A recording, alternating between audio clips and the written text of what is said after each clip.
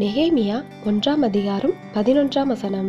இந்த மனுஷனுக்கு முன்பாக எனக்கு இரக்கம் கிடைக்க பண்ணியருளும்.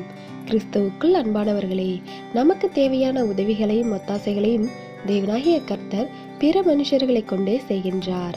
அதனால் நம்முடைய தேவைகளுக்காக மனுஷர்களை தேடாமல் முதலில் தேவனை தேடுகின்ற அனுபவம் நம்மிடத்தில் இருக்க வேண்டும்.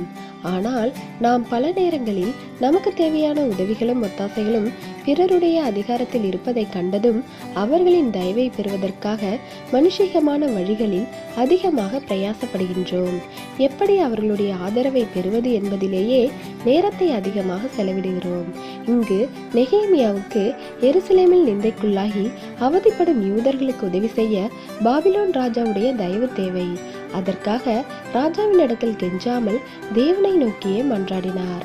மனித தயவிற்கான வாசல் தேவனுடைய தயவின் மூலம் கிடைக்கவே விரும்பினார் நெகேமியா. அதனால்தான் தேவன் அதற்கேற்ற சூழ்நிலையை உருவாக்கி ராஜா எளிதில் நெகேமியாவுக்கு சாதகமாக இயங்கச் செய்தார்.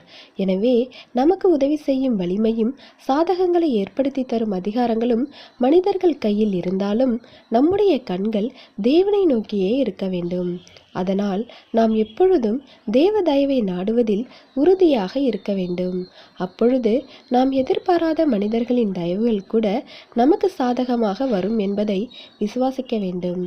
தேவனுடைய கிருபையும் இரக்கமும் நம் அனைவரோடும் இருப்பதாக. ஆமேன்.